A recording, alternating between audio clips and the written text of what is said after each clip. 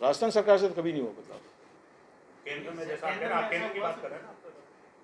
केंद्र में वो जाने, वो संपर्क कर ले। नहीं, लेकिन सेना के नहीं, ये गृह मंत्रालय का विषय है। हमारा विभाग सेना से संबंधित है, और केवल राजस्थान में जो सीआरपीएफ, बीएसएफ, आईटीबीपी जो अर्धसैनिक बल हैं, केवल उनके शहीदों से संबंधित है। बाकी हम भारत सरकार गृह मंत्रालय से हमारा संपर्क नहीं है। हमारा संपर्क भारत सरकार रक्षा मंत्रालय से है, आर्मी, नेवी, एयरफोर्स और कोस्ट गार्ड। पुत्री हो, ये बात हमारे विभाग की ओर से है और हमारे सरकार की ओर से है, जिससे हम प्रतिबद्ध हैं। भारत सरकार का विषय है, क्योंकि ये तीनों शहीद सीआरपीएफ के हैं। गृह मंत्रालय भारत सरकार के अधीन है, और भारत सरकार में नियम है कि एक परिजन को नौकरी मिल सकती है।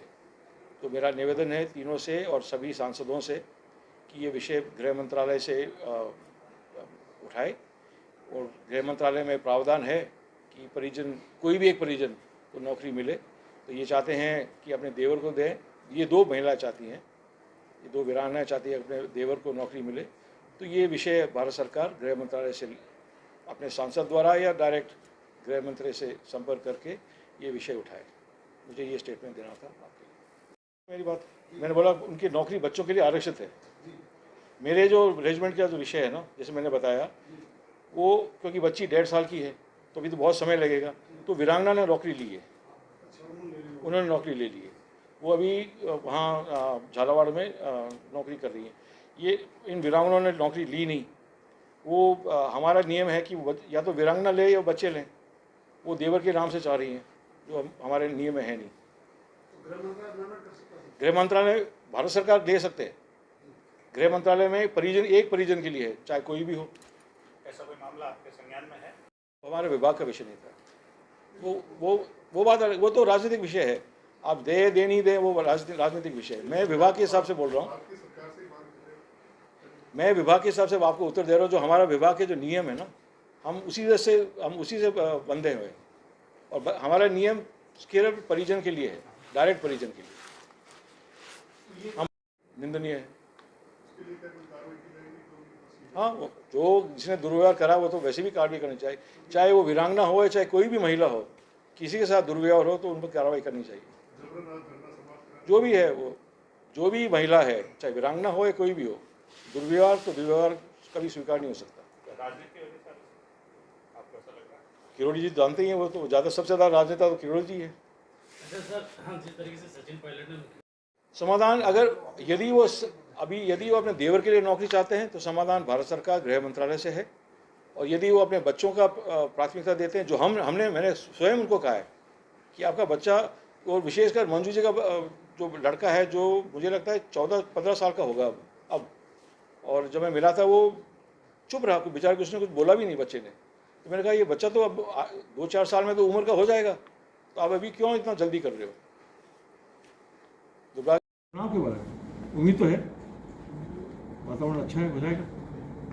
तैयारी अच्छी हो तो हो जाएगा। तो मुझे जानकारी नहीं कि उस सभा में क्या क्या विषय रखे थे, परंतु मैं ये जानता हूँ कि बजट में कुछ ऐतिहासिक घोषणाएं हुई हैं, जिससे जनता, आम जन को अधिक से अधिक लाभ मिल रहा है, और लोगों की उम्मीद जगी है। और विशेषकर वो पुरानी पेंशन स्कीम को लेकर जो पहले घोषणा हुई थी, उसका जो क्रियान्वयन हुआ है, उसको लेकर बहुत उत्साह है। कर्मचारी में तो बहुत उत्साह है। नहीं, हमने नहीं लिखा। मैंने आपको पहले ही बोला, सैनिक कल्याण सलाहकार समिति रक्षा मंत्रालय से संबंध रखती है, और ये विषय गृह मंत्रालय का है, भारत सरकार, क्योंकि ये सीआरपीएफ का विषय है, अर्धसैनिक बलों का विषय है। फाइनली सफर तो सर शहीद के परिवार के लोग हो रहे हैं। सफ़र कौन हो रहा है? उसके बच्चे तो सफ़र नहीं हो रहे। उनको जो भी सुविधाएं देनी थी नौकरी के अलावा, नौकरी उनकी सुरक्षित है, तो वो कैसे सफ़र हो रहे हैं? अगर किसी उनका नौकरी छीने अभी, तो फिर सफ़र होंगे ना बच्चे। आपको पत्र लिखने का विचार रखते हैं? मैं स्वयं नहीं, मैंने सलाहकार समिति के नाते, मैं भारत सरकार रक्षा मंत्रालय से संबंध रखता हूँ, सलाहकार समिति के नाते, और रक्षा मंत्रालय का विषय है ही नहीं है, ये गृह मंत्रालय का विषय है। वीरांगना है और वो कोई नहीं हो सकता, इस पर कोई कॉम्प्रोमाइज़ नहीं है। तो जिस तरह से बात आ रही कि भी उन्होंने उनके बहन की डेथ होने के बाद उन्होंने चूड़ा पहन लिया या नाते चली गई, उस स्थिति में कोई प्रायोजन थोड़ी नहीं है। वो उस पर मैं कोई टिप्पणी देना चाहता। हर परिवार की परिस्थितियाँ अलग है। हमें तो हर सभी परिवारों को, सभी परिजनों को एक प्रकार देखना है। मैंने जो वीर परिवार है ना, चाहे वो किसी समाज के हों, किसी भी हो, चाहे आर्मी, नेवी, एयरफोर्स, सीआरपी, कोई भी हो, नियम हमको सबके लिए एक ही रखने हैं। इसमें हम बदल नहीं सकते। परिवार की परिस्थितियों को लेकर हम बदल नहीं सकते। सैनिक कल्याण सलाहकार समिति में केंद्र गृह मंत्रालय को अमेंडमेंट करने की आवश्यकता नहीं है ना, वो वैसे उनके प्रावधान है। परिजन को, एक परिजन को देने की नौकरी का प्रावधान है भारत सरकार गृह मंत्रालय में। हमारे राजस्थान सरकार की नौकरी सुरक्षित रहेगी। वो बच्चे के लिए तो सुरक्षित है, आज भी है, कल भी है। बच्चे की नौकरी कहीं नहीं जाएगी। गृह मंत्रालय दे तो दे अपने वो जाने, उनका काम जाने। हमें तो वीर परिवार के बच्चे या वीरांगना की चिंता है, उसके लिए हमें कोई कॉम्प्रोमाइज़ नहीं है। को लेकर दुर्भाग्य की बात है। तो आरक्षण वाले विषय पे सर क्या देना चाह रहे हैं?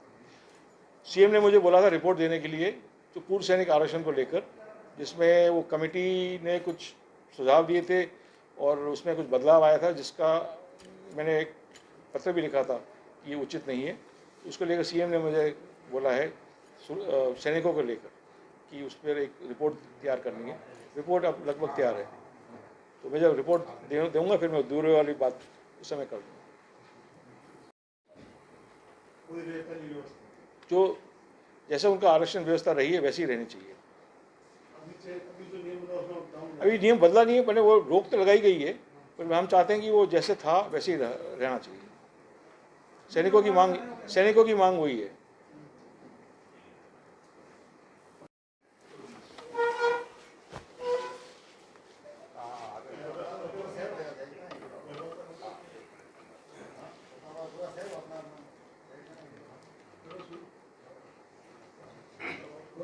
आप रेडी हो सर? रेडी।